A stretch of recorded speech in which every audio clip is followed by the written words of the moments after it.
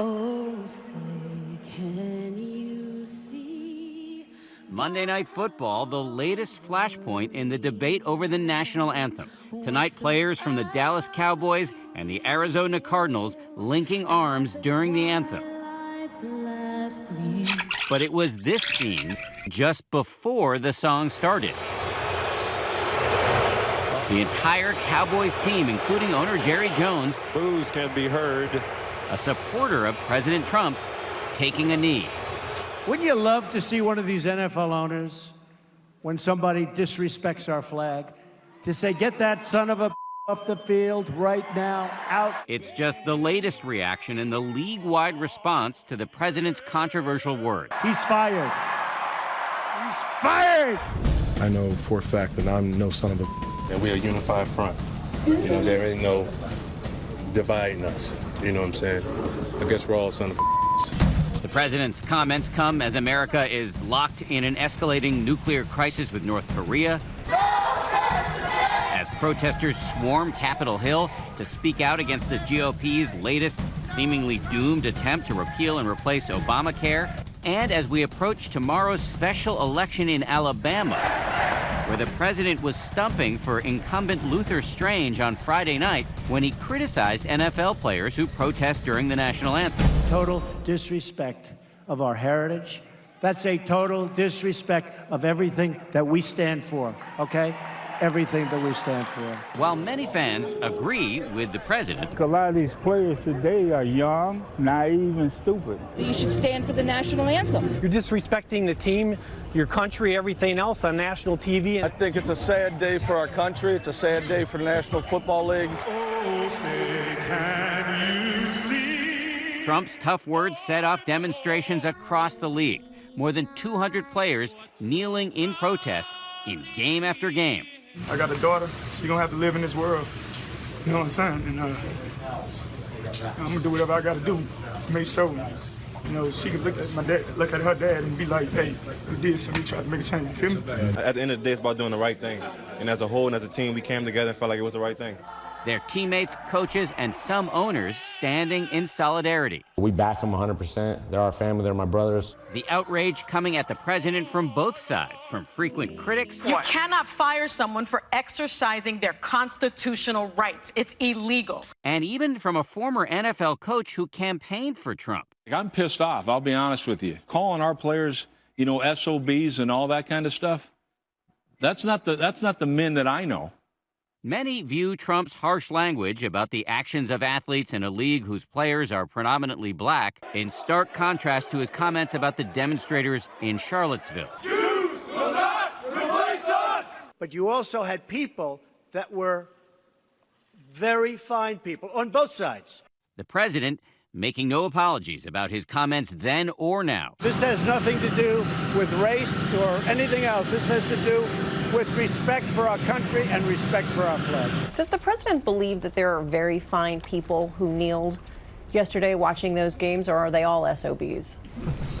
I think you're trying to conflate different things here. Look, we certainly respect the rights that people have, but I think we also need to focus. Again, this isn't about the president being against something, which is what everybody wants to drive. This is about the president being for something. I don't see this getting better. When I see those kind of divisive remarks, you're not being the leader that we need you to be. Because the leader we need you to be will probably deter violence at all costs instead of inflame it. When you say you think this is going to get worse, what do you mean? We're in a position now where I'm seeing it be us versus them. And we're no longer America. Well, it's ludicrous to say that any of this is not about race. That's what the entire aspect of this whole thing has been about: discrimination, racism, and police brutality. The anthem debate began more than a year ago. Then 49ers quarterback Colin Kaepernick sitting on the sidelines during a preseason game as the rest of his team stood. Sitting down, he said, to take a stand against the growing number of unarmed black men killed by police and racial injustice in general. I'm going to continue to stand with the people that are being oppressed. When there's significant change, and I feel like that flag represents what it's supposed to represent. A backlash quickly followed from both fans Move to Canada. and players alike. You have to show some respect, especially in this position that we're in, where we're playing a game for a living. It's shameful.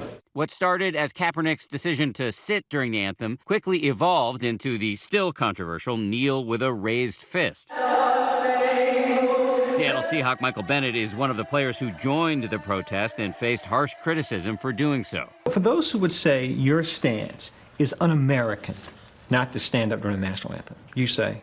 Well, it's the most American thing that you could do is fight for equality for everybody. At this point, I think it's un-American what happened to me having guns drawn. Yeah. Weeks after Bennett began his protest during the anthem, he was cuffed and detained by Las Vegas police before being released. As he told my Nightline co-anchor Byron Pitts, Bennett believes that takedown was racially motivated. Yes, I'm a black man, though. Through all the stuff that I've done in society, at the end of the day, I'm still a black man. The Las Vegas Metropolitan Police Department denies that accusation.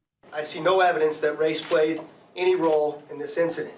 The decision about how to handle the national anthem this past Sunday was wrenching for some players and their teams. Reigning Super Bowl champ Tom Brady, a Trump friend, linked arms with his teammates but wouldn't directly address the president's comments. I'm not getting into any of that. By Monday morning, though, he said this to the Kirk and Callahan radio show. I certainly disagree with, what he said and thought it was just divisive. And, like I said, I just want to support my teammates. I'm never one that says, oh, that's wrong or that's right but I do believe in what I believe in. The Pittsburgh Steelers were one of the teams that chose not to take the field at all. We have not allowed politics to divide us. They discussed it for an appropriate length of time. They couldn't come to an understanding. So they chose to remove themselves from it. One Steelers player, Alejandro Villanueva, a former Army Ranger, stood just at the edge of the field, hand on his heart. Today, his jersey rocketed to #1 in sales.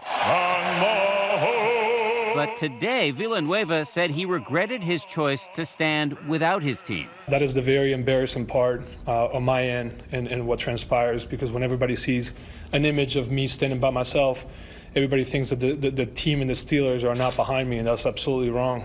What was once a lonely battle for a handful of players is now spreading throughout the NFL and even to other leagues. It's not about the disrespect of the flag and our military and everybody that has made this world free.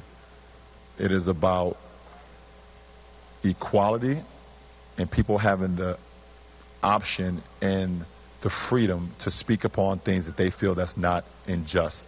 Basketball megastar Lebron James mincing no words today. Because the people run this country, not one individual, and damn sure not him. There's so many sports fans who are revolted by the idea of politics being injected in sports. Yes, it is. When I turn on a sports game, I want to escape from all this madness that is occurring. But once again, you have to understand both sides of the equation.